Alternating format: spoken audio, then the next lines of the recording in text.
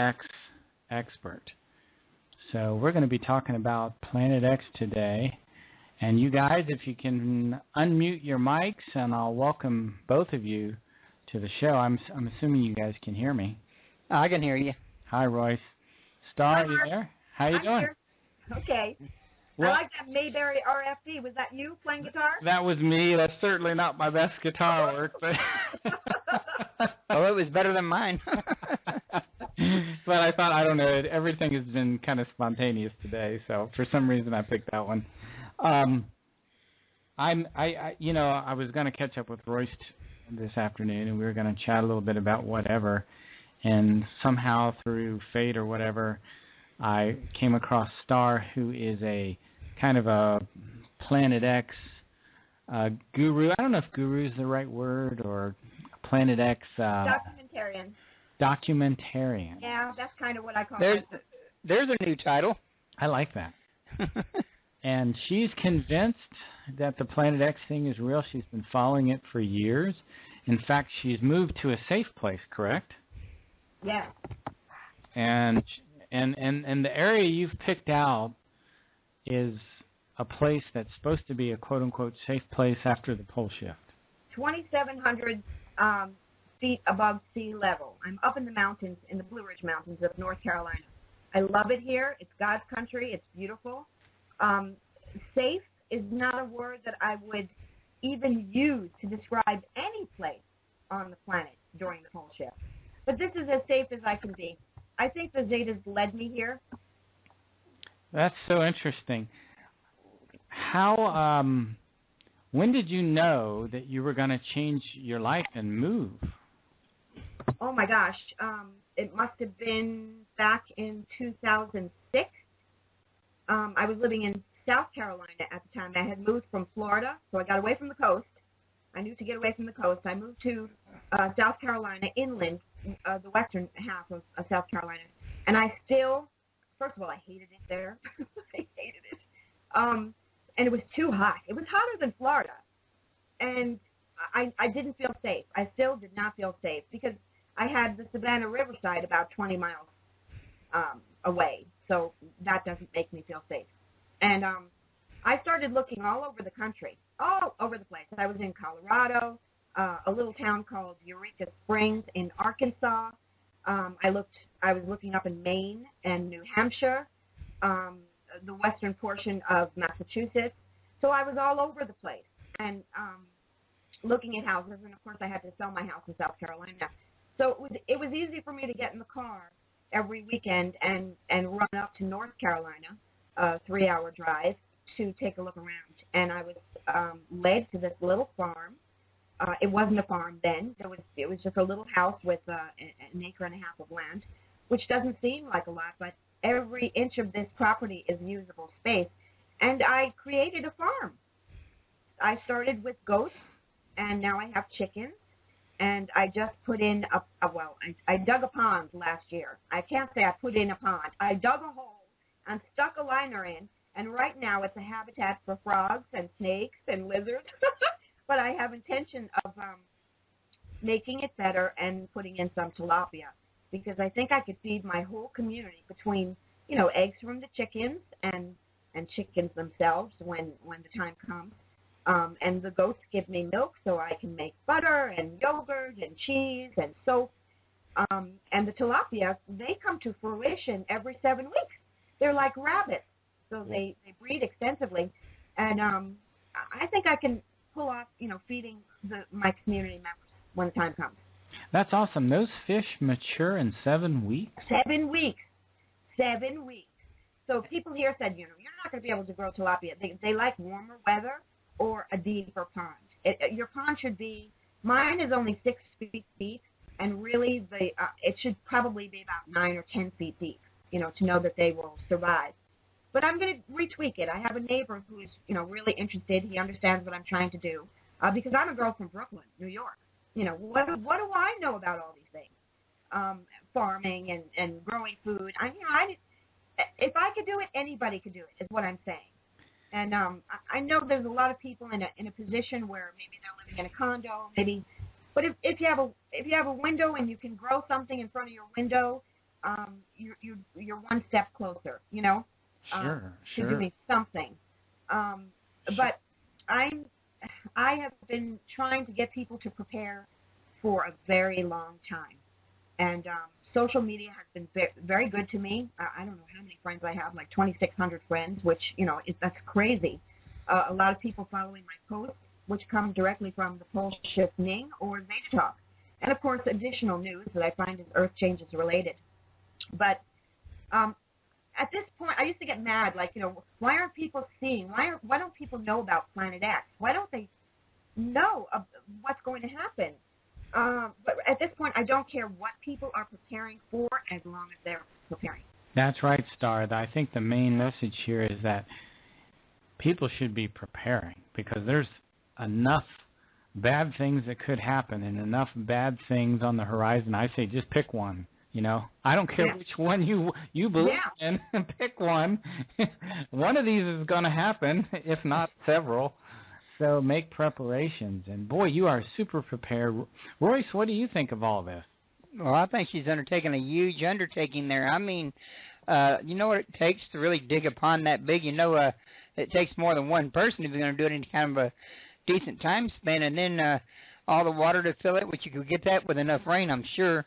But then on top of that, stock don't come free. The fish don't just automatically appear inside of the pond. And all the gardening she's doing, I mean, she's going to have everything she needs to live without needing to spend a red cent. I have 5 raised beds, and that's a lot of work, just dealing with 5 raised beds. I'm a horrible gardener. But next year, that's my plan next year, because every year I've been focusing on, like, one thing. And last year I had planted a garden because I bought 15,000 seeds, non-GMO heirloom seeds. Right. And I had hung on to them for like 3 years. So finally, I had someone come and turn all my dirt, and I have beautiful, beautiful soil here. And I planted corn and okra and beets and beans, and then I got cancer. That was last year. You got cancer? I got cancer. Yeah, so I had breast cancer, and I kicked cancer's ass. You know, cancer has no business in my house, so that's over with. But it destroyed my summer, of course. You know, I had my daughter came to take care of me for 8 weeks, and then my mom another 3 weeks after that. And I have so many animals that my mom, who is like a city princess, she was, she was farming. She was taking care of goats, and I didn't have the chickens then, but I've got, 2 tremendous dogs that are like bears. So she was taking care of me. My daughter was taking care of me, and all my home stuff too. And the garden just fell to the wayside until a neighbor came and mowed it down completely. So next year I'll be concentrating more on my garden. This year I have 1 garden bed. And I wanted to see, can I do this myself? Can I grow food? I'm not good at it, but, so I have to learn. And Zeta Talk has always said to people, or I should say Nancy, has always said, you got to start now, because just because you know something, because you linked to it on YouTube or you read about it, doesn't mean that you're going to be good at it. You need to learn the ins and outs of everything. So, of course, I only live here 2.5 years now. Not even 2 years and a month. I've had a garden for 4 or 5 years, and gosh, I'm still learning. Yeah, it's a constant learning process. So I know one of the biggest things, you have to go out there every day and pull out the weeds. I hate weeds. Weeds are just the pits. I hate weeds. But I recognize it's not only me. I have a neighbor who moved here. She didn't know why, and I know why she moved here. I think she came from Montana, which is also would have been a decent place. I think she came from Montana. And she moved here to this area because she was compelled to do so. But she's one of those, she's more of a light worker. Don't think any bad thoughts, so bad things don't happen to you. And I'm not like that at all. So I kind of freak her out. Every time we talk, I freak her out because I'm very, very to the point. We're going to go through a pole shift. You better get prepared. Anyway, she's really good at gardening. And that was the first thing she did when she moved in, which was like 6 months after I moved here. She moved right next door to me. and she's really good at gardening. But she has come over many times cursing the weeds. So, and she's moved her garden. She's moved her garden 3 different areas, and she said you have to start completely fresh. You have to dig everything up, and you have to completely start fresh because the weeds just overtake everything. So I'm learning. It's not just me. Even people who have the green thumb, sometimes have a real hard go of it. Well, Star, I'm in Ohio here, and what's your weather like there now? It's been great. We've had great weather, 80, 85 degrees, but we've had a lot of rain. Today the wind's high. I think some storms are moving through. But doesn't the pole shift information talk about what they call the New Madrid? Can you tell us about that? Okay, the New Madrid adjustment is going to affect so many things in like a domino fashion. It's not going to be like a single large quake, but you're going to have a series of intense quakes, separated by weeks, by months, and it happened before. There's a known fault line. It runs from the center of the Gulf up along the East Coast, and back in like 1800s, I don't know the date. In the Carolinas and D.C. and all the way up to Boston, there's a bow stretch, and it ruptured then, and the bells were ringing in Boston, and South Carolina, Charleston was a mess. Charleston, buildings fell down, and they had storm surge, and it was bad. So it's going to happen again. The New Madrid's going to rip again, but in a much more hostile fashion. Because what we're talking about in the pole shift is complete continental movement. Whole continents are going to be moving. So right now we're going through little adjustments, like you said, that you're going through a lot of earthquakes, that Oklahoma is going through earthquakes. Well, it's all over the place. But right now, in the center of North America, in the center of the United States, that's where all these this is the new earthquake country. So, it's a different ballgame. Let me read a article that I came across today. It says, small town of Jones, Oklahoma, is the center of a new study published by researchers from Cornell University, showing that recent surges on earthquake activity, in this case, they're correlating it with hydraulic fracturing or fracking. And they say that this town of Jones has experienced a shocking 2,500 earthquakes of 3.0 on the Richter scale since 2008. And they're also talking about earthquakes in Ohio as well. Royce, do you have any comment on any of this? Well, actually, when you mentioned those earthquakes, it was the first I heard of it. Last time I heard about earthquakes, I was still over at Blog Talk Radio, so I'd kind of assumed the activity had kind of slowed down. No. But I guess it's not slowing down, is it, Star? No, not at all. Not at all. My wife just come in here and said no right behind my back, so I guess she's been staying on top of it more than I have. Hi, Mrs. Solomon. Oh, my gosh, she heard you. No, the earthquakes worldwide have picked up tremendously. Places that never had an earthquake before are now experiencing earthquakes, and that is going to continue up until the pole shift and only get worse. A buddy of mine in Tucson, Arizona, said they recently had a 5.0 earthquake. Wow, that's so heavy. Yeah. I experienced one earthquake when I was at Camp Pendleton. Well, actually, when I was at MCRD in San Diego during the middle of boot camp, but it didn't last very long. I lived in L.A. for a couple of years. I guess it's going back to like 1978, something like that, 76 to 78, something like that. And that was the first time, that was the first experience of earthquakes that I had ever gone through, but very slight. I mean, things moved, glasses, rattled. You could feel the tremor. And I wasn't afraid, nothing major. Well, but people, these earthquakes are getting more and more shallow. And you were talking about what Cornell said, that, a lot of it had to do with fracking.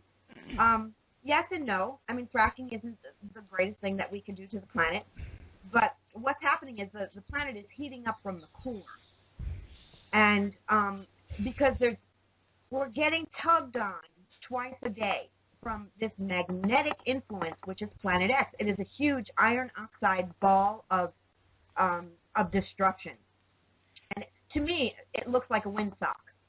But in ancient times, they make a picture of it looking like a bird, or a winged planet, and that's because it's so huge that the debris in its tail, there's like 22 moons attached to its tail because it's a huge magnet. So it picks up all this garbage from the solar system, and it's so huge that sometimes the moons wing out to either side, and that's what makes the planet look like a red ball with wings. So it is influencing every planet in the solar system, but it comes by Earth every 3,657 years, and that's the standard, and we're overdue. The Mayan calendar thing, we had that all wrong. We're learning about that. There's so many archaeological finds now that they're like, wow, this is from 2 pole shifts ago. So the message is difficult to get out because it's a very it's a nasty message, to tell people that your whole life is going to be pushed back about 150 years. There's not going to be any more electricity, no more government, no more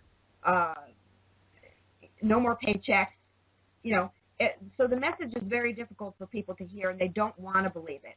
That's why I said to you, I don't care what people are preparing for, as long as they're preparing for something, because they always want to shoot the messenger. Right. And thank God I have a very thick skin. I'm just doing what I do, and I do it really well. So you either get it or you don't. But hopefully you'll remember a couple of things, along the way. No place is safe. No place is safe.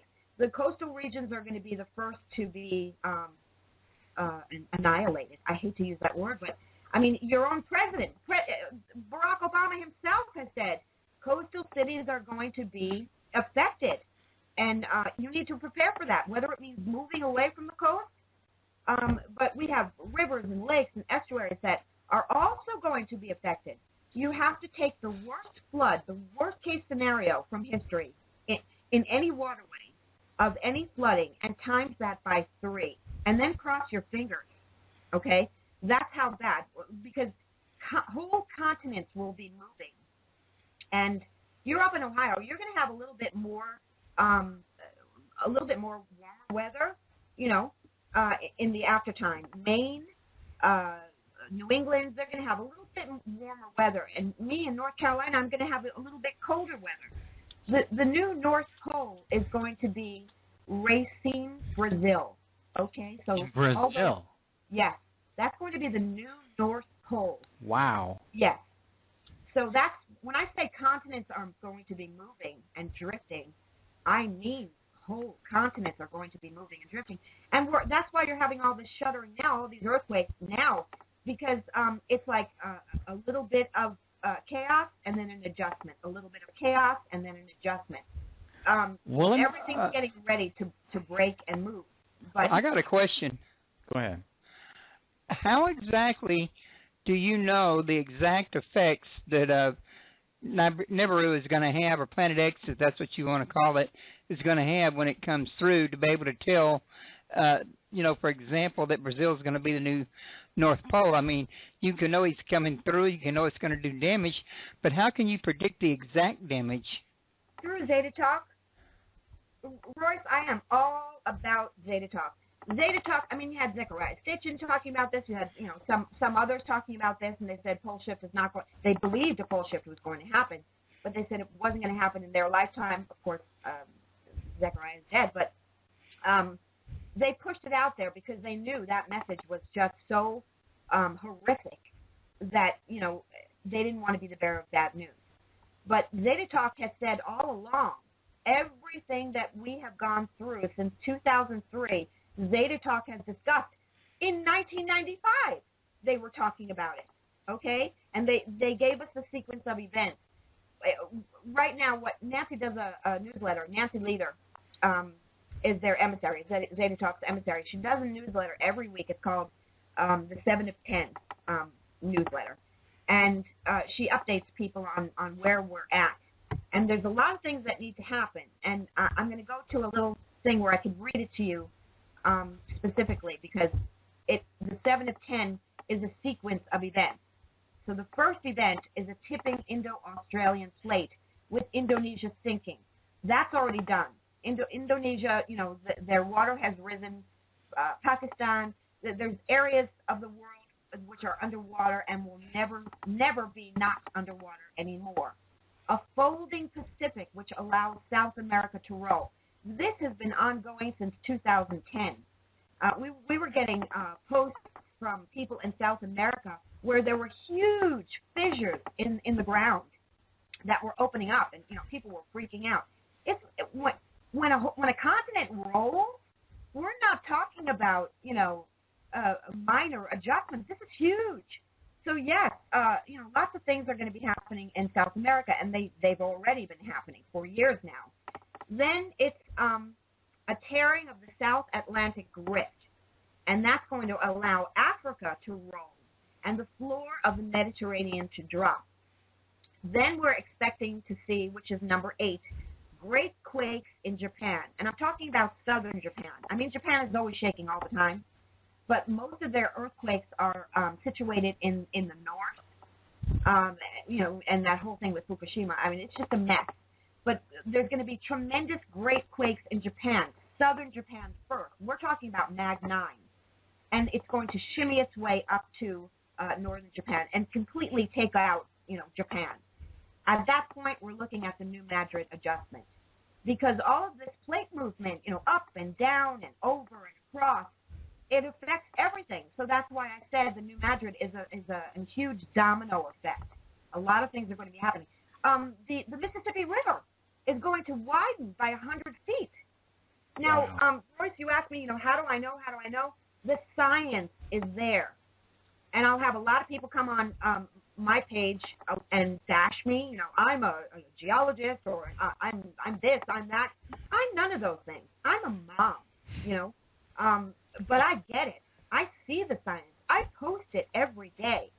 So for people to come back and say this is bad science or what? No, it's not. This has been an ongoing conversation that Zetas have had with humanity since 1995. Go ahead. I'm sorry. Well, you're on such a roll. I hate to interrupt you. Go ahead and finish your sentence. Well, I want to say after the New Madrid adjustment, which is number 9. Right now we're in the 8.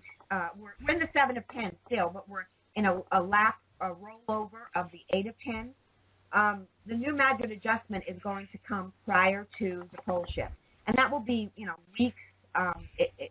It's a long, outstretched thing, but it's going to be followed, Zeta say, almost instantly by the tearing of the North Atlantic rift with a European tsunami, which is not going to be as bad as what they first said the European tsunami was going to be.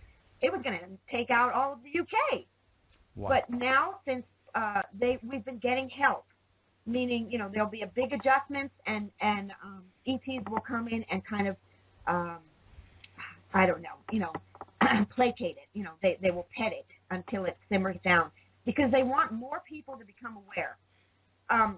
We thought Barack Obama was going to make the announcement back in 2010, and he started. At that point, he was starting to try to make the announcement, and he had several attempts on his life. He was the first president ever to test the radio, like where he's able to break into every television and every radio station to talk to the people. He was the first president to test that. And they got so nervous that he was doing this test that there were people on the news, because I was watching the news. While that was happening, I was watching the news. They didn't even know what to talk about. Like they were not even looking at the camera. They were looking off camera to get guidance from whoever was there. Like, what do I do? What do I say? It's because the president was testing that system to see if he'd be able to make that announcement. And yes, he would be. but there's been a lot of things that have stopped him from making the announcement. Maybe threats on not his life, because I don't think that would sway him. I'm fearless in that way too. But maybe threats on his family's life. Who knows? Why it hasn't come to pass yet. But ETs are working with us to awaken as many people as possible. But like I said before, I don't care at this point what people are preparing for, as long as they're preparing. And that means not just your gun stock, which I don't even own a gun, but which I probably should, for home security. But I don't. I don't like guns. But there's a lot of people out there that have like 15 guns. What are you going to do with all those guns? You're going to kill everybody and take everything they have? Like what is that? I don't get that. Don't you know you can plant a garden? When put your thought process into beautiful things and mindful things and community-minded things instead of all these guns, which are just going to kill people. So that's my take on it. Why don't we do this? Why don't we just take a moment to meditate, take a deep breath. I'll play a little relaxing music. You guys kind of relax, mute yourselves. We'll all kind of, take a little break here for just a couple minutes, and then we'll pick back up on the other side with the second half of the show. We've got Star and Royce, and we're talking about planetX, and we'll be back in about 2 minutes.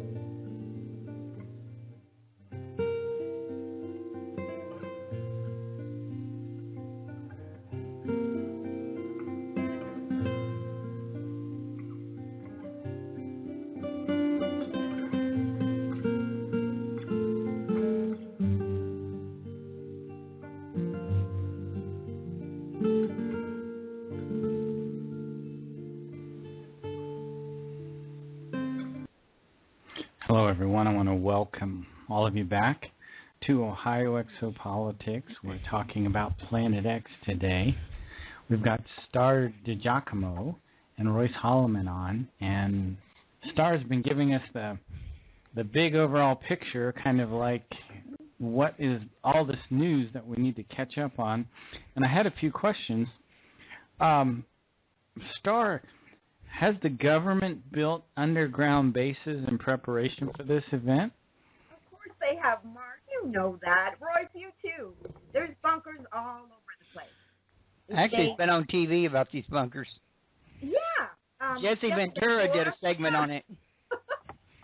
There's bunkers everywhere. The elite have their own bunkers. I get alerts, an email message from bunker builders, that want me to share the information. I'm not going to do that. the people who are in the bunkers are really taking a huge chance.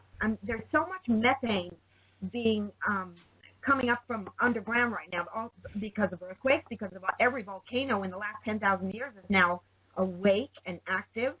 So we have a lot of things that are coming up from the ground. What do they think is going to happen when, they're underneath the ground and, all these poisons are getting into their bunkers? It's really a shame. Well, I hope they have enough sense not to build too close to a volcano, because that molten lava could melt that rock and seal them right in. Lock the door on them. A lot of terrible things are going to happen. I don't wish, I'm not a cruel person. I don't wish terrible things to happen to anyone. I wish everyone could just play nice, But the rich have every intention of being underground or off planet. We have the secret Mars days.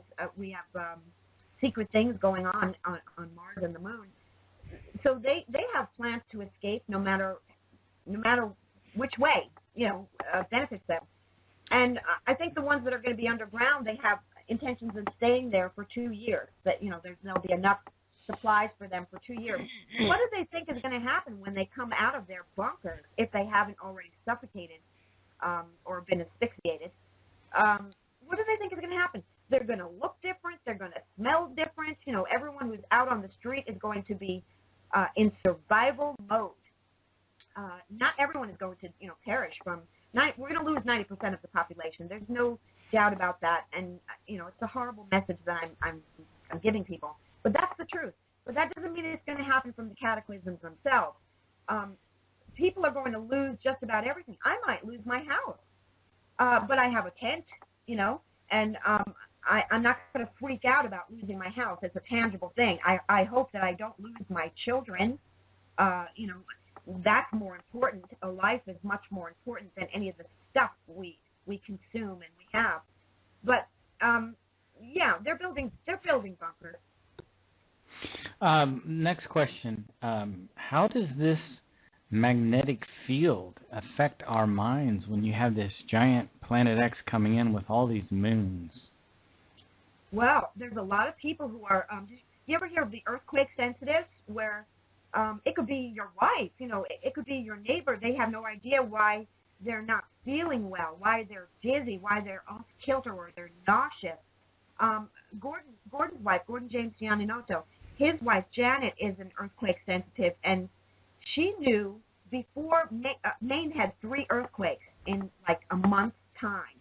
And this goes back a couple of years. More in 2014, I think it was 2012 or 2013 where he had earthquakes in Maine.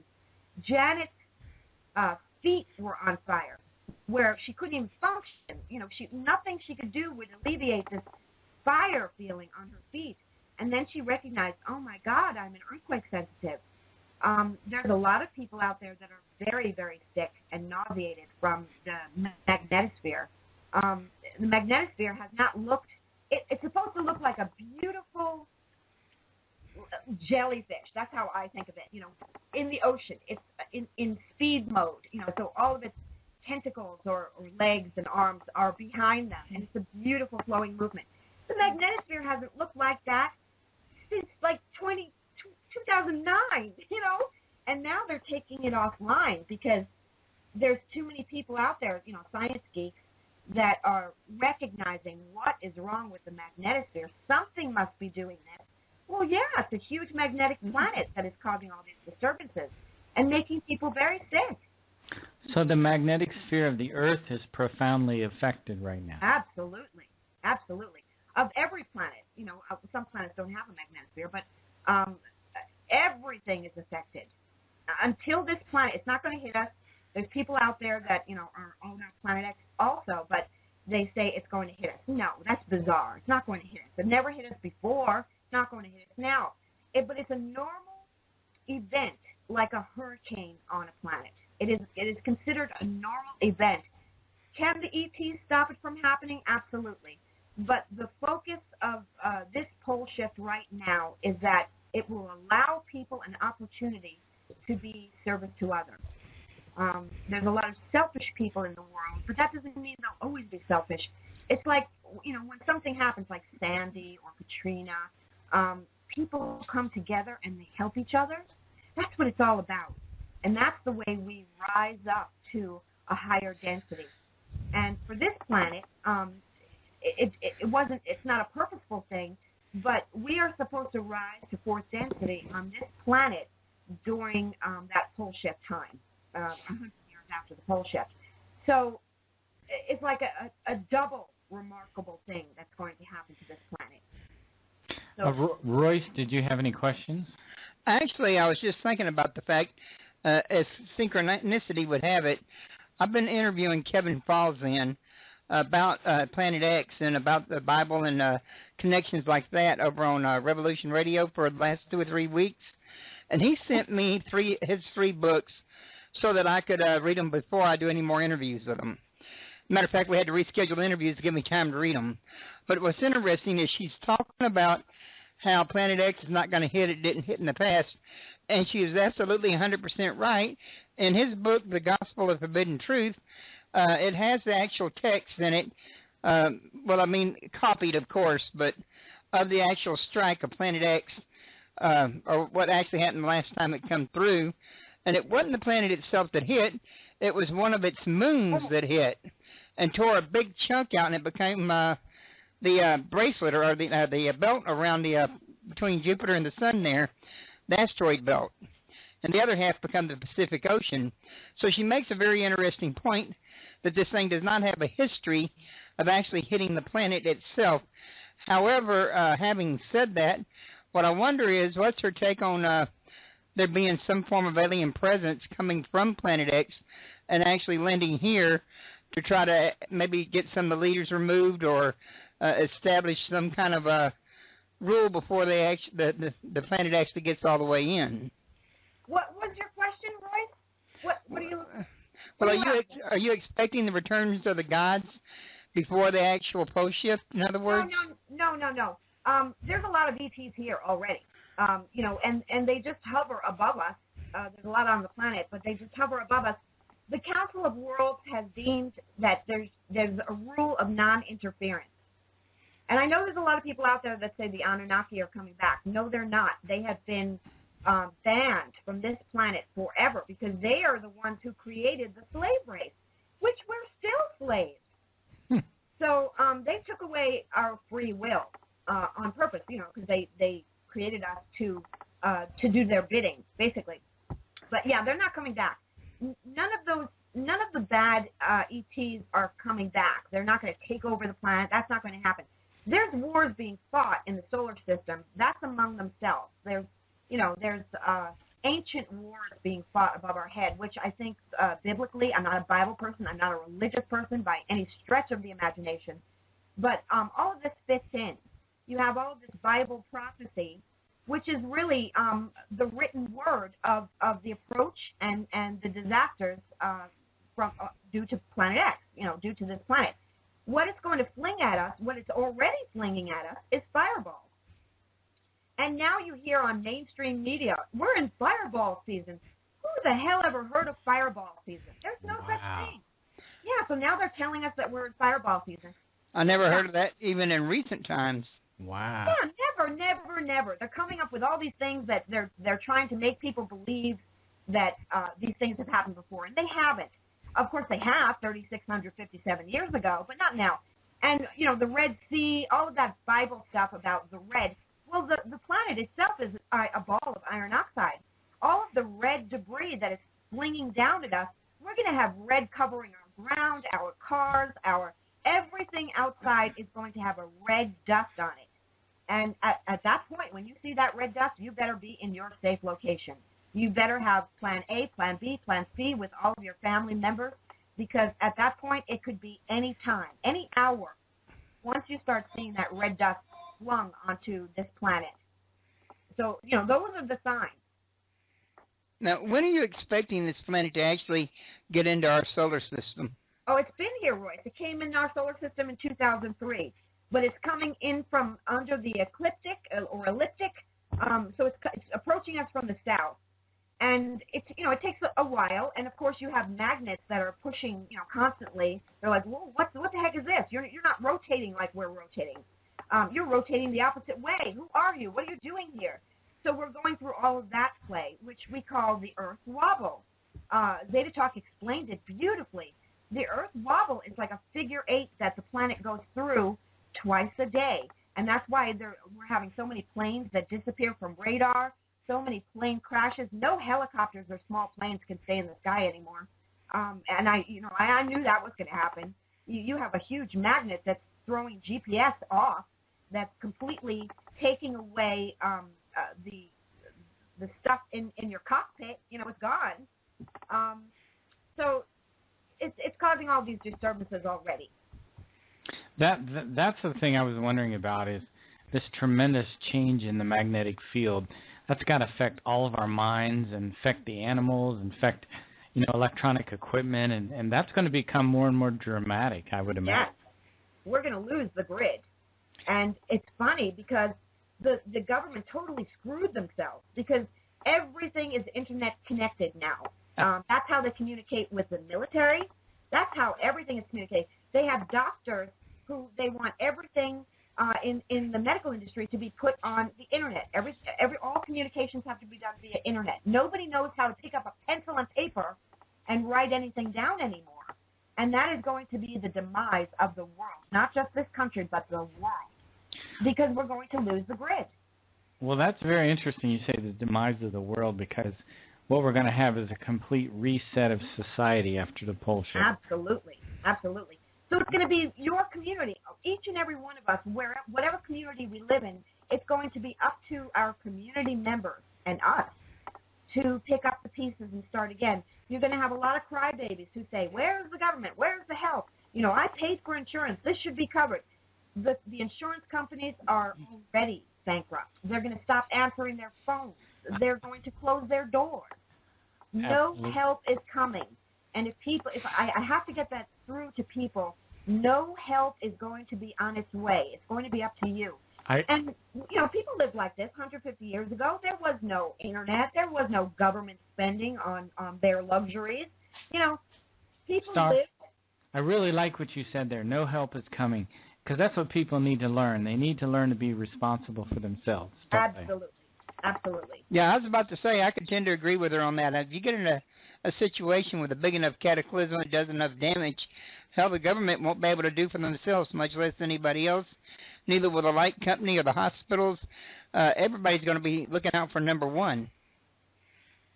Sadly, of course, the first people that will go are people, people on kidney dialysis. Anything where you're hooked up to a machine. That sadly that's going to be the first. Like an oxygen concentrator.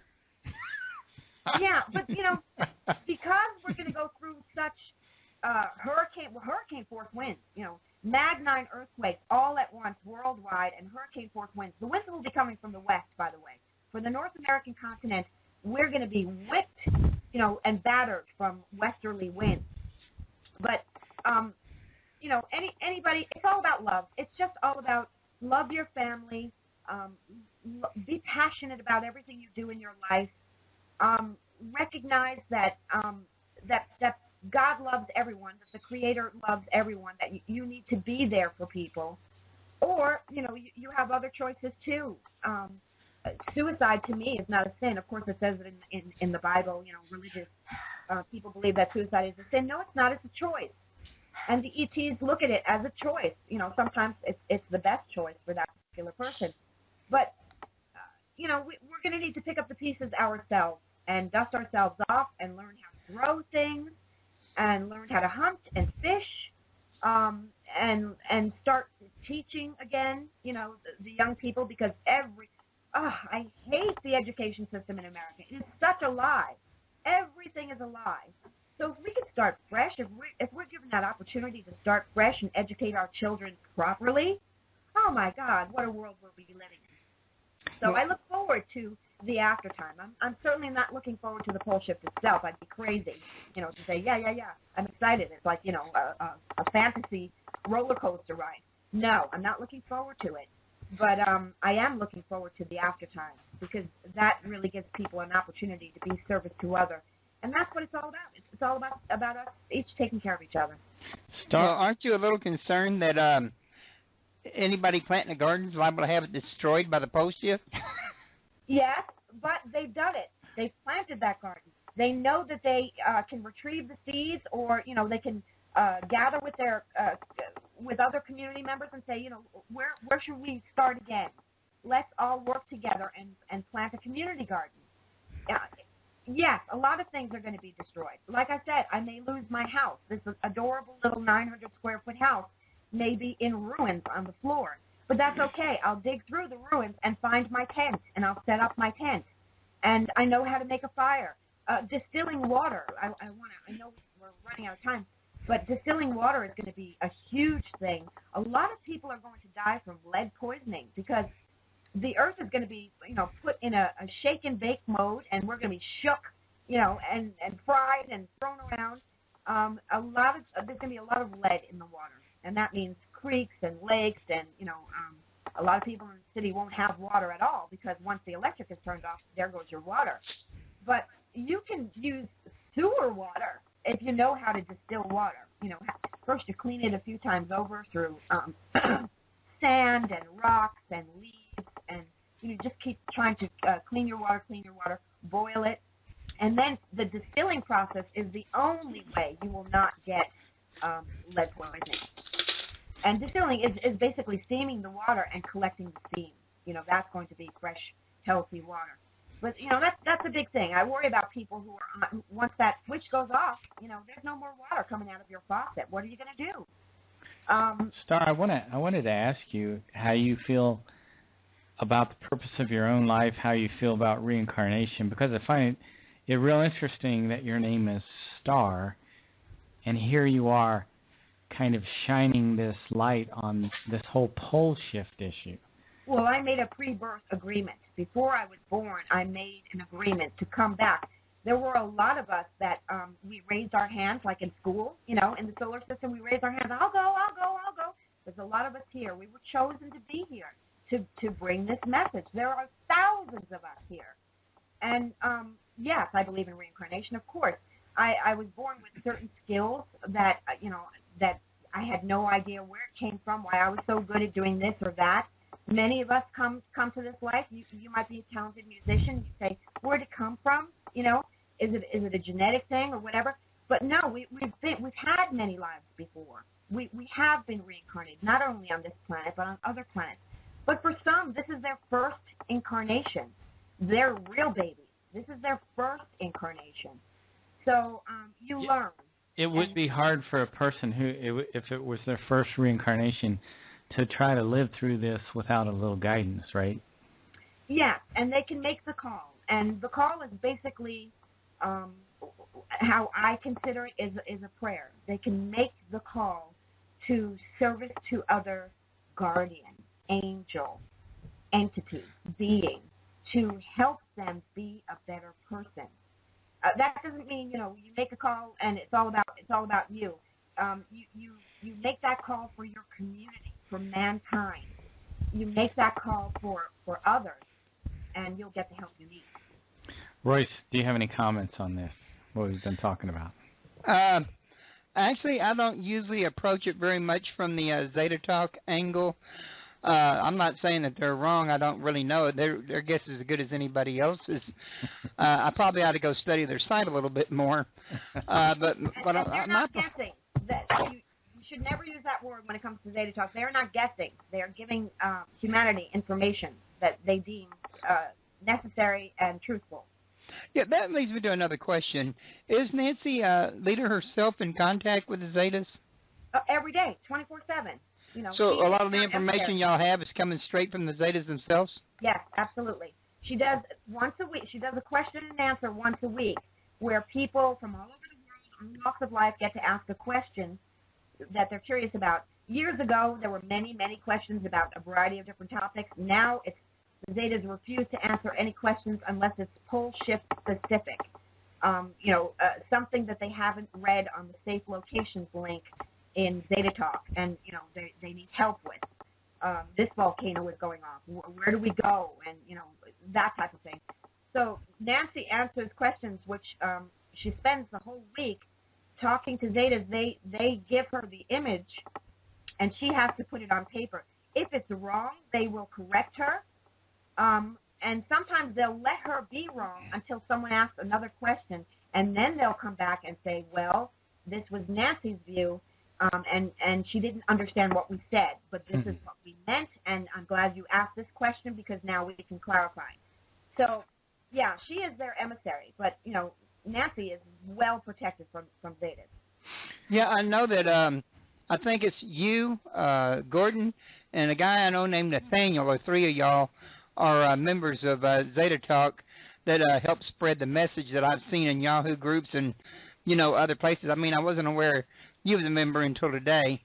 But I'm assuming because she seems to get a lot of confidence and a lot of loyalty, that the reason why she has this confidence and loyalty is because everybody knows she's actually in contact with the Zetas. Well, how about this? How about everything she said will happen has happened and is happening? That's better. That's a better way to look at it. I don't just, you know, attach myself onto somebody just for the hell of it because, you know, for a free ride of fame and glory. No. I have done extensive research on my own, and everything kept leading me back to Zeta Talk. Everything. The science is beautiful.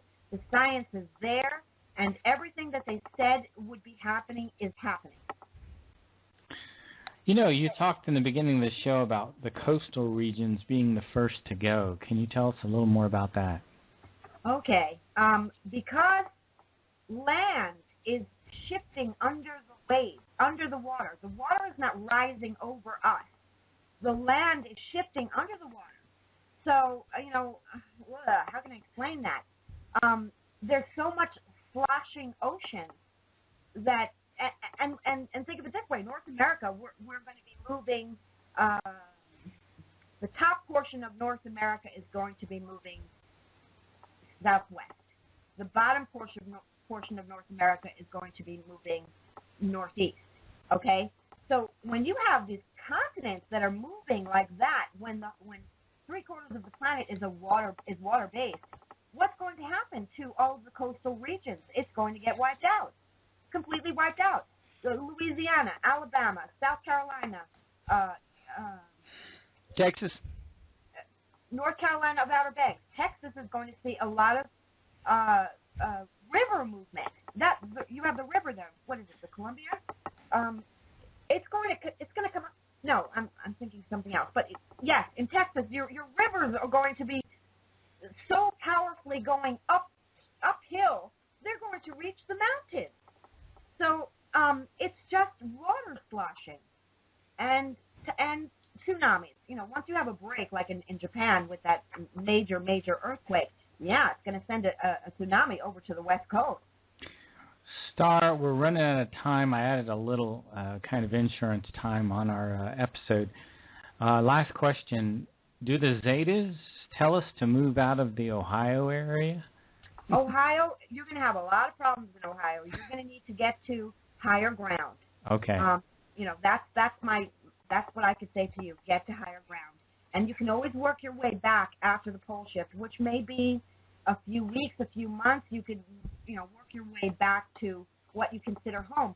But you won't be able to go northeast, south, and west anymore because you won't even know which way is northeast, south, and west. That's how bad things are going to be, you know. So wherever you think you can survive better, that's where you need to be. Star, do you have a website? No, my website is part of the Ning. You know, I'm a Ning member, poleshift.ning.com. I'm on there every day, all the time. But Facebook, I use my Facebook page to just report the news. That's where I document absolutely everything. Pole Shift Ning related stuff, Zeta Talk stuff, everything is documented on my Facebook page under my name. It reads like a newspaper. I'm not one of those that say, hi, you know, I'm having a cup of coffee. Or, you know, I don't use my Facebook like that at all. It's very work-oriented. But people should go to the Pole Shift Ning and read. They don't have to join as members. You could read. There's millions of people that read the Ning. And please go to Zeta Talk and just take a look around for yourself. Don't take it from me. I'm the one. I did my research. You know, I'm already there. Everything kept leading me back to Zeta Talk. So I'm very fond of Zetas.